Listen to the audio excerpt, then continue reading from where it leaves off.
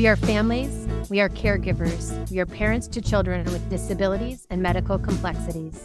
We are rarely familiar. We get together to learn, to relate, and to laugh a lot while we share each other's unique family experiences of raising the rarest of the rare. Our goal is to unite, inspire, educate, and empower people living a rarely familiar life. And we're so glad you're here.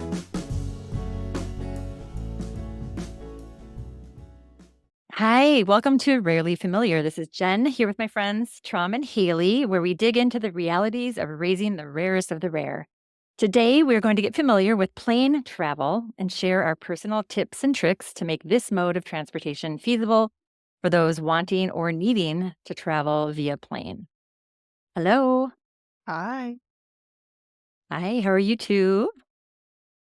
Hanging in there. Plane. Yeah, we shipped Max off. Max is the oldest boy, and we shipped him off to college down in New Orleans. So Speaking of plane travel, off he goes. how was that Fun. emotionally for you guys? Was it? Well, Obviously- he's my stepson, so there's an emotional tie there, but I don't think it's quite. I mean, I'm excited for him. I'm excited for all of his adventures. I think he's nervous. He's, he's Sure. one of those people that needs to know what's coming and is a little less comfortable with ambiguity and, the unexpected. And so I think he's a little nervous. So it's good that his mom is going with them. His brother's going with them. But yeah, they're on a plane right now, headed down to college. And our family dynamic is going to change, Yeah, it really is. Felix was like, "Where are you going?"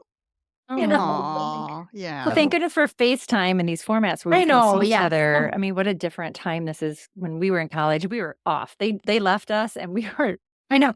maybe a phone call once in a while, Yeah. but Every 2 weeks, Sunday nights, 8 Oh my p.m., you'd be in goodness. your room. And It's yeah. almost so much easier, right? Like, I think generationally, when we went to college, Mhm. a lot of us were latchkey kids. There was no helicoptering, right? And so I think there's a whole different mentality of staying in touch now with this generation.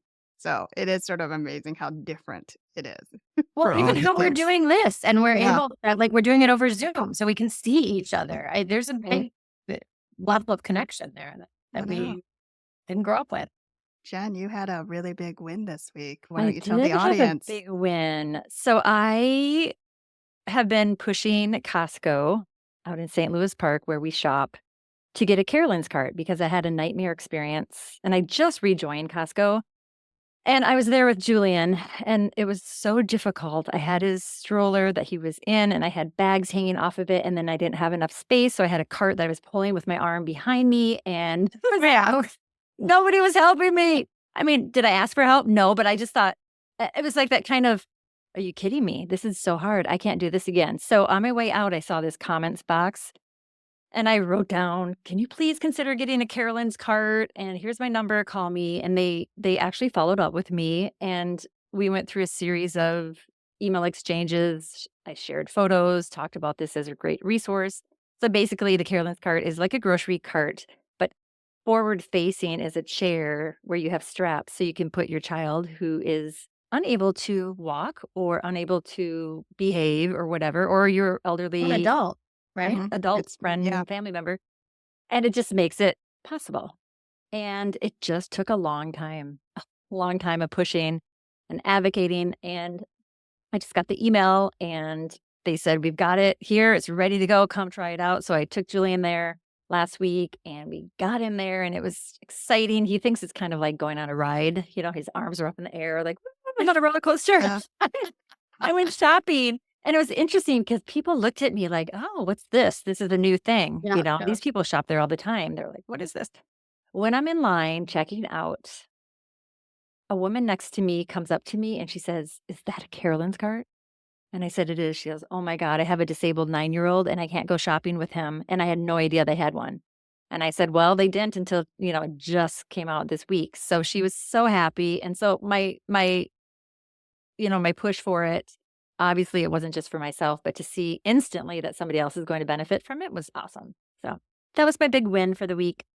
Yes, and now we're pushing Jen to do it for every Costco and every grocery store because Yes, that's my next this is your step. thing. So This is my thing. Trader Joe's Costco, jumped on board though, didn't they? Didn't Trader Joe's? I that you won. Trader Joe's. Yes, I got Trader Joe's to get one in St. Mhm. Paul and Randolph, and I got Longfellow Market by my house to get one. I've been pushing Whole Foods. They have not responded, so I'm gonna keep at that. But But yeah, it the takes some point work. is, it takes us saying we need this thing, and not these big companies saying, Right. "Hey, we have this resource available to you." Like, let's shift the conversation, right? Exactly. Why Yes. is it's up to us? Um, but and soon enough, I think Walmart's starting to push them out. Like a few other big retailers are starting to. Well, push and it comes to the bottom line. I said, listen, 2 of my shopping trips to your place will pay for the cart. Yeah. So if I can't come back, you're losing money, right? So anyway, that was the Well, big and something also great for them to talk about too. there's an 88 tax burial removal. They can write it off in their taxes as Okay. well. So Don't raise it, that is then. Jen's next big mission is to get it across. And so we'll be helping her advocate for that. Thank you. Yes. But they That's don't my know what they don't know. So it takes us Yep. to make them aware of the Yep. thing that they Mhm. need and to follow up, you know, over and over until the thing actually happens. And then everyone else can benefit too.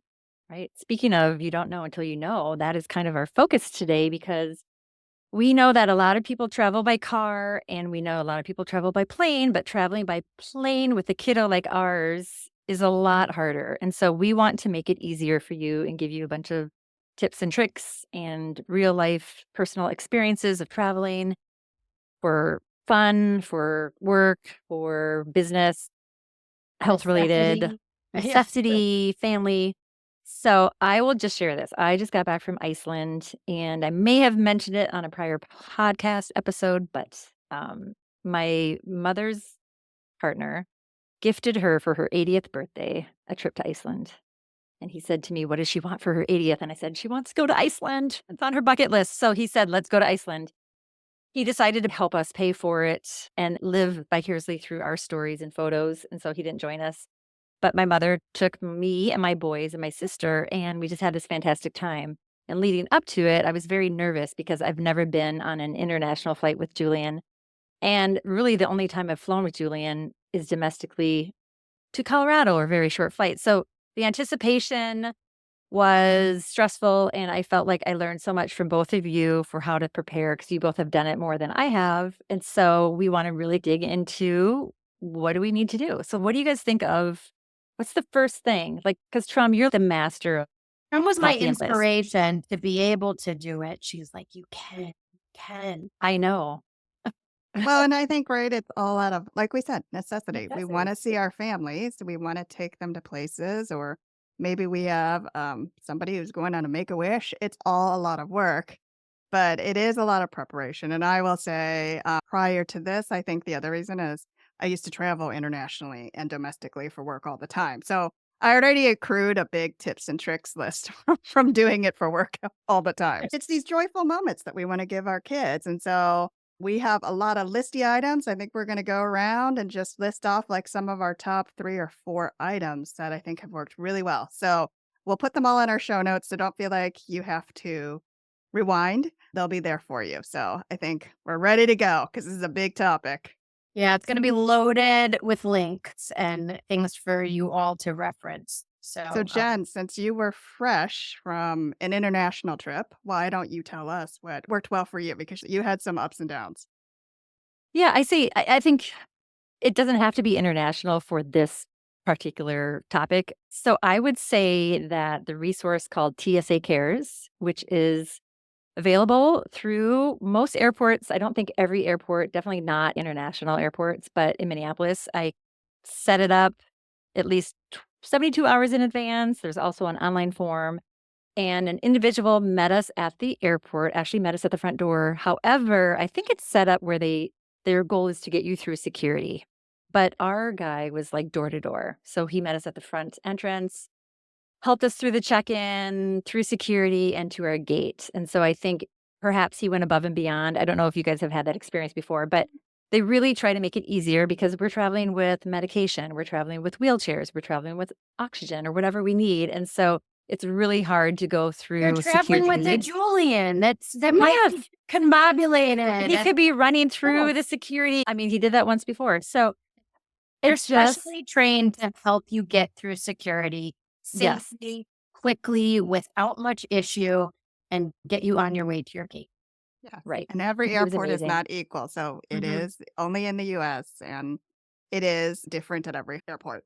And it's going to depend. How Yep. busy is the airport? How many Yeah. people do they have that day? Right. You know, it's never going to be the same service every time, but I think they're working towards tightening up their process. We're spreading the word on, fact that this thing exists, and it's an awesome, awesome service. And we love It's a it. great service. We love And it it's when we can free. get I've it. used it Yes. several times. Yeah. Yes. So absolutely sign up for TSA Cares. It's free. You can just go to the website. We'll put a link in the show notes. This is different, though, than the airline's accessibility service request form. So you can request wheelchair assistance.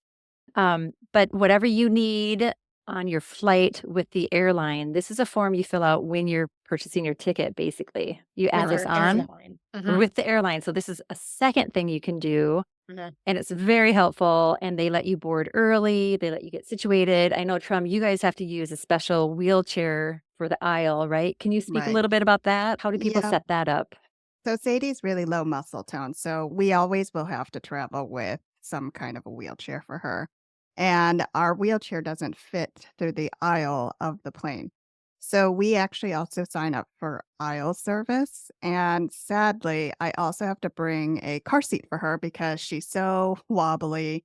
It is a two-person. They help transfer and lift her into an aisle wheelchair. And then I'm holding her in place, and then they're strapping her in, and then they'll wheel backwards in, and then they actually do the two-person lift to get her into her chair too.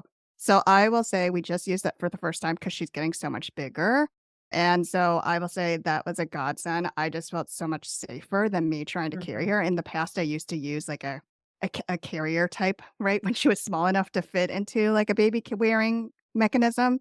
But now she's 65 pounds, 4 feet 4. So that isn't going to work. So I will say it was nice to have that option and to have two people to do that. So Sean can set up the car seat. We're getting luggage. We're breaking down the wheelchair and marking on her form under her profile because she is also deafblind. They do other accommodations. So just make sure you mark that in there. And don't forget, car seats have to be FFA approved. But yes, add to that, having that wheelchair assistance and calling for the aisle seat.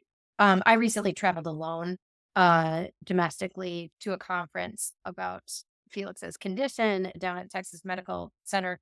And by having that aisle seat, it's going to eliminate cumbersomeness, if that's a word, right?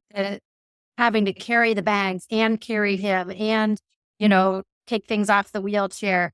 If you've got somebody managing him down the aisle, getting him into a seat, you can grab your carry-on. So when you say alone, you say without another partner.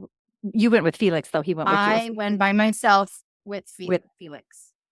Another reason is called the Hidden Disabilities Sunflower Program. It's a lanyard that you wear, which is a simple tool for you to voluntarily share that you have a disability or condition that might not be immediately apparent. So it's kind of like that invisible disability. Julia may not necessarily be seen as disabled by other people. And so this alerts airline staff, basically. I mean, other people don't know what this means, but at the airport, they'll say, oh, yeah, this kid has this tag on. So let's make sure we're aware of his needs. If he's running down the hallway. Right? Not just a kid, an adult too. might have Right. dementia. If Right. someone gets lost, they know to look for the, and know that they might have extra challenges. Yeah. So that's a good extra great resource. So program. you can actually, I think the TSA agent usually hands those out to people, but you can also request one through the website. So we'll put that in the show notes as well. Okay. So can I ask you too? So when you're on the airplane, so this is what gave me a lot of anxiety is, I had a 5.5 hour flight. So whether it's 3 hours, 2 hours, whatever, all three of our kids are in diapers, right? yeah. So, I mean, this was what I did, and this is a good tip for people. I brought a pad to put on the seat. So in case he had an accident, I put 2 pull-ups on. Then I put a diaper over that. Then I put a cover up thing and then his clothes because he's not going to go to the bathroom on the plane. And I needed to make sure that if we had an accident, but you could have a really serious situation here with your kids, right? So that's kind of a stressor for people. And I think my strategy was you put a lot of layers on and then you can just pull down and take off the wet one. And then you have another one. You don't have to take off the shoes and the pants because these little bathrooms don't have rooms for our kids. I have a 14-year-old, right? Do you guys have any other tips that you do with the toileting piece? Because this is kind of a real problem for many people. It can be a barrier from travel, I think. Yeah. So when she's younger, they do have little changing tables. We've done it where we've changed her on her lap and then just kept the door open. So I'm holding her, and then my husband was changing her. It's still okay when they're younger, but now that she's bigger, so I have to time it out. So when we recently went to Florida, I actually give her a suppository. Like, I don't mind having a wet diaper because then I'll put, some butt paste or whatever so she doesn't have any skin issues. But a BM is never fun for anybody. So I do actually time it out with a suppository before the flight to clean her out, which is not awesome, but it does help. I That's try a and good get idea. 2 seats. If there's a 3 seats on one side, 2 seats on I try and get the 2-seat side, and I'll just, like, and I know, like, Julian's a lot older, and I'm not gonna be able to do this forever, but I can Mhm. kind of lay him down and change him up on the plane. But, yeah, I double diaper, put an extra thing on, put a The pad reusable down. chucks. Yeah. Yep, all of it. Yeah. Right. I mean, he can use the bathroom, but I don't have anywhere to pull his pants down, and, like, it would be a whole fiasco. Yeah. And then you Yeah. try and time the seed, like, he's tube fed, right? So I try and time it so he can get a potty in right before we leave, right? And then hopefully, like, we haven't been on more than a 3 or 4-hour flight, but then right as soon as we get off the plane, gotta go. Right. And Heading to I the would say bathroom. before you And get he on had the the special plane. potty seat we have to Right. use, like, it's a whole Yeah. thing. And before you get on a plane, I will say this, I'm an advocate for the Changing Spaces campaign. More and more airports are actually putting adult-sized changing stations, companion care bathrooms in. So look at the map to make sure that on the There's Changing one in Spaces, Minnesota now, yeah, right? There's there's one one. in Terminal D and one in baggage, and they have plans to put it in. And then we also did another fellow advocate in Minnesota talked to our Congress, and they got it put it in the FAA reauthorization so that medium and large size airports will have to put them in. So it's in the works to get them That's in the great. airports. We all, even our, able body, we run off and we get onto a regular bathroom instead of having to use the airplane bathroom. So that'll be an awesome asset that you guys can look for. Able-bodied people, stop using those bathrooms. Yes. Exactly. The last Exactly. time I was there, I'm waiting and I'm waiting. I'm like, I gotta get him in. Gotta get him in right before we get on the plane. Some dude comes out of the bathroom, after dropping a deuce in there. Like, come on. Did he Yeah. even look at you? I mean, Bathroom. was he just ashamed? Oh, I had words. I'm sure he did. Too. I was pissed. We made The only 15 thing is minutes. they might have an invisible disability because there I are people that are know. high functioning that are diapered. So, just be Okay, all right, careful. all right, all right. Yes, you are absolutely I right. know. You are right. So, Yes. However, yes. And then Jen, you just had an issue too, got stuck. Both you and Haley were a part of the whole Yeah. the CrowdStrike upload where flights were canceled. So you had something else go on, didn't you? I did. Yeah. We were ready to go the night before, heading back from Iceland to Minneapolis, and we got a text from Delta saying our flight was canceled. And so we were there 3 extra days, and thankfully, I packed extra medication. I had put extra meds in different bags just in case something got stolen or lost because I just didn't want to deal with having to transfer the prescription, which I know is an option. But when you're in Iceland, it seemed a little Yeah. bit more challenging because there's Correct. not a Walgreens anywhere, really. Yeah. And then I did not pack extra diapers. So that was a challenge. And I went his in. size is hard to find. Yeah, I went right? into and the weird thing is, like, you assume that they're gonna have the same thing. Well, they don't have Targets, they don't have big box stores, but even, like, the grocery stores and pharmacies, they have diapers for teens, actually, like pull-ups for bedtime, but they're small.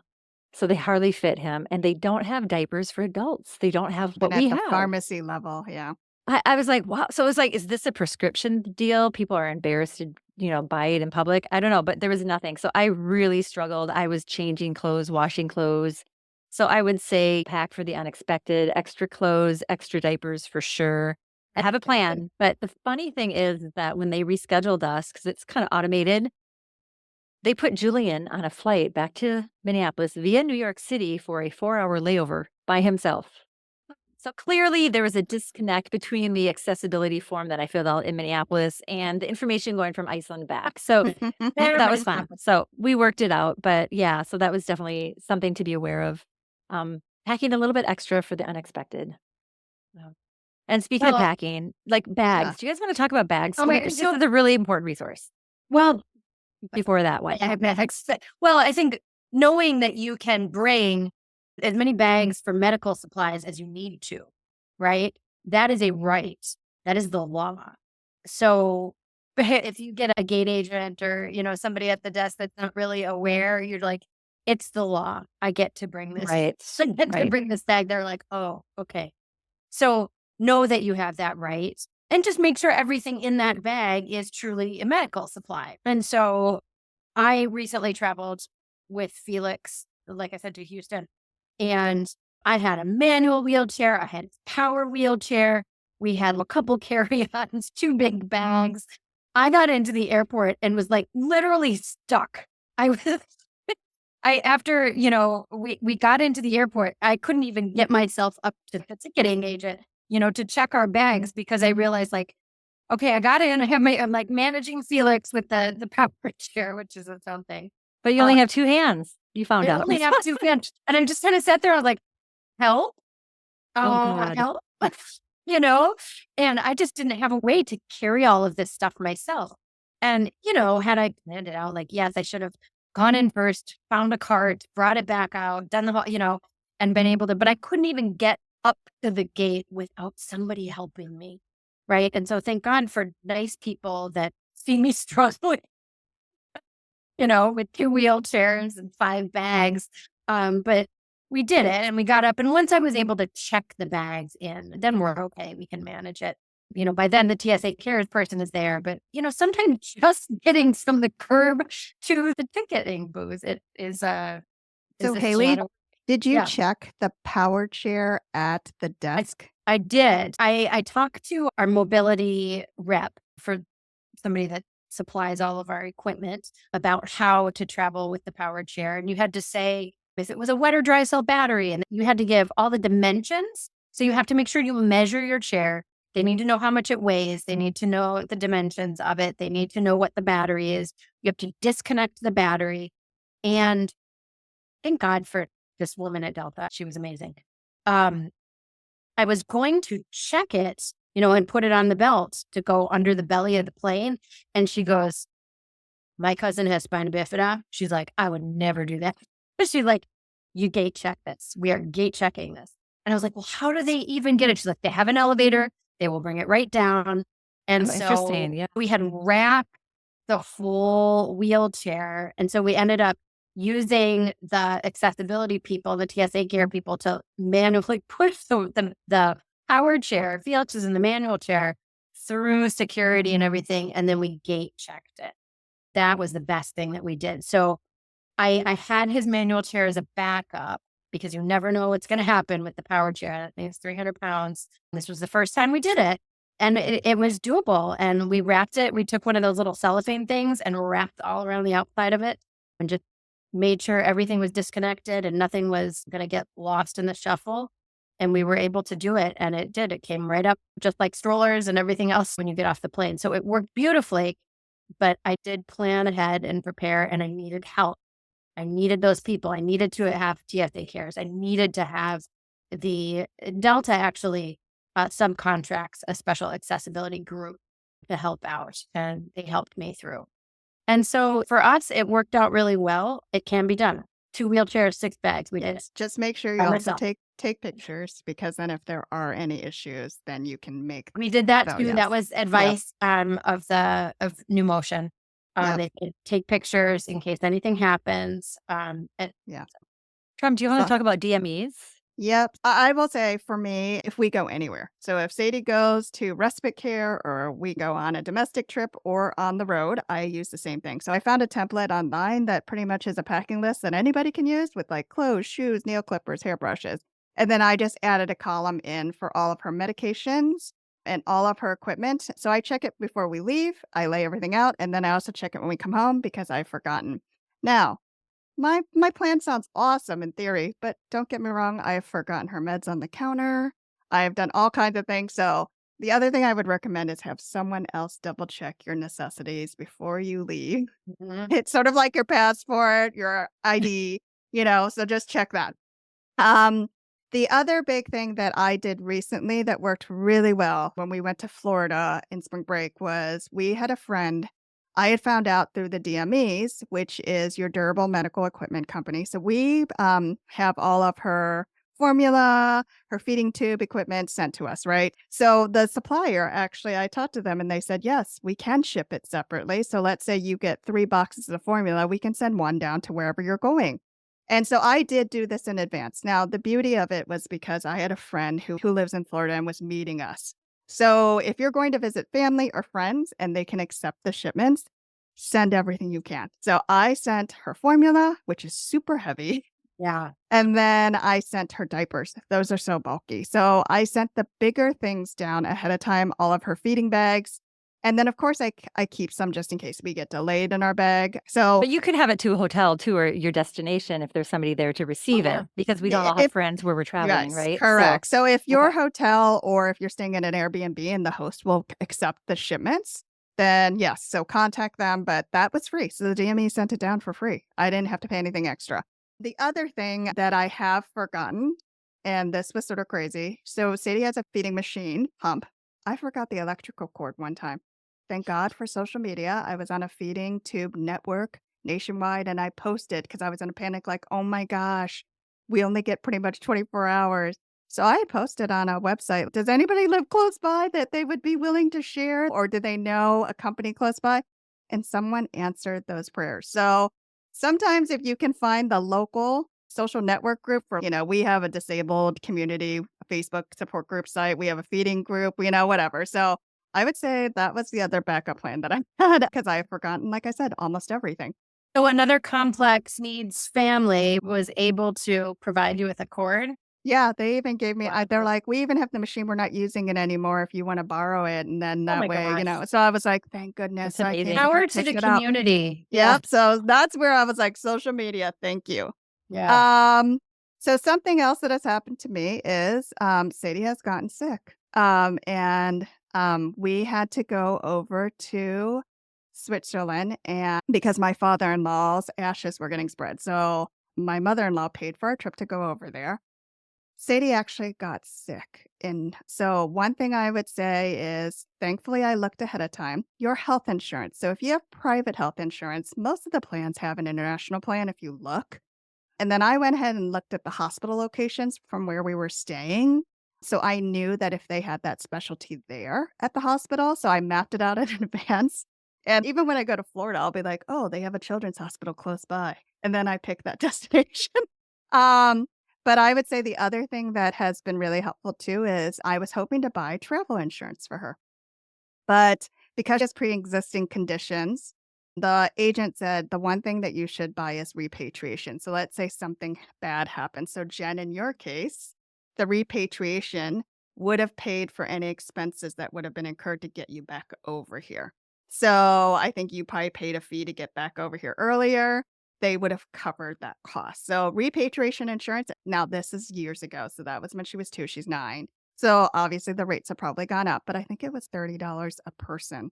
So I got it for all 3. My That husband could and save myself. you thousands. Probably. Thousands. Something to Yep. put on the If you- list. Put So on put that on the Excel list. because Yeah. I didn't have it on my list, and if it wasn't on my Yeah. list, didn't Yeah. happen.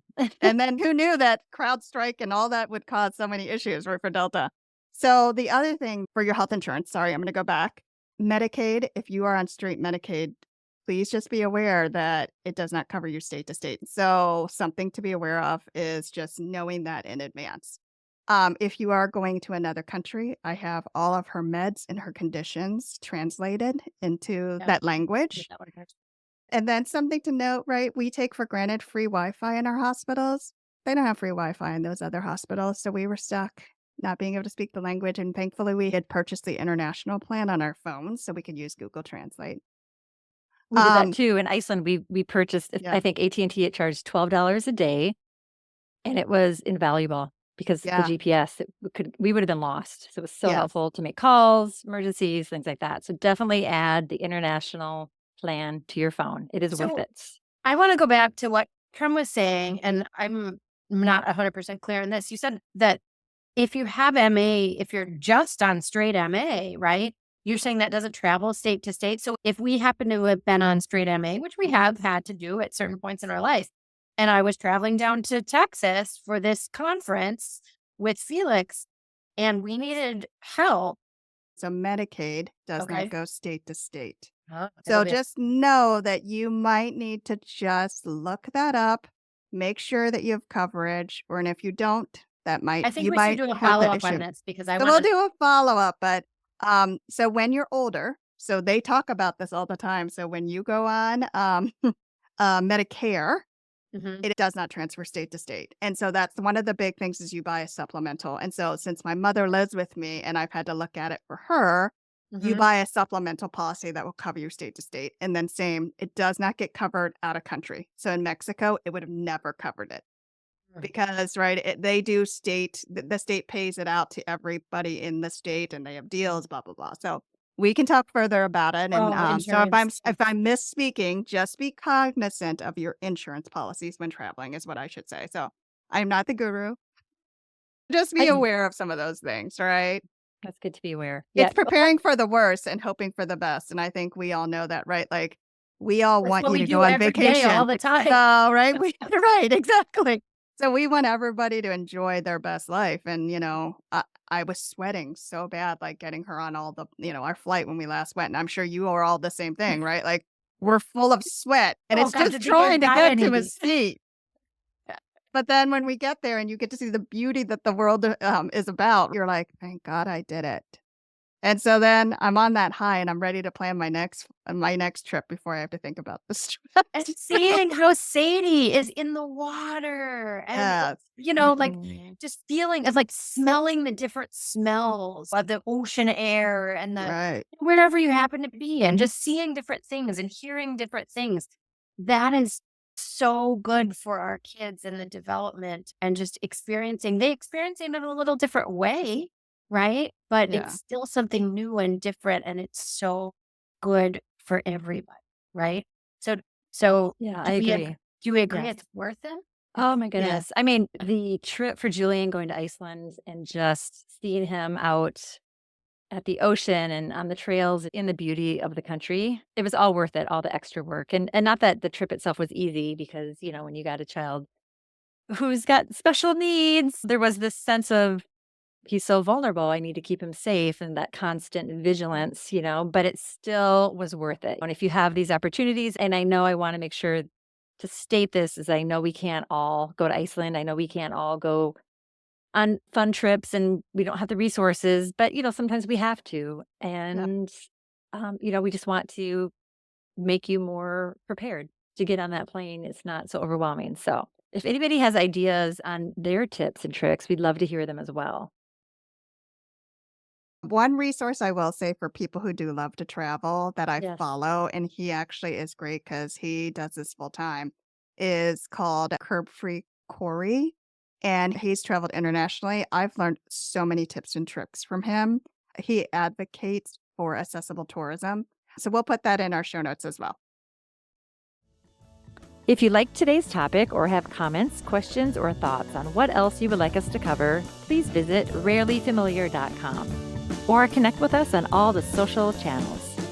Resources will be listed in our show notes, and we'll be back next time with another discussion around living life successfully with rare medical complexities. Thanks for joining us on the journey.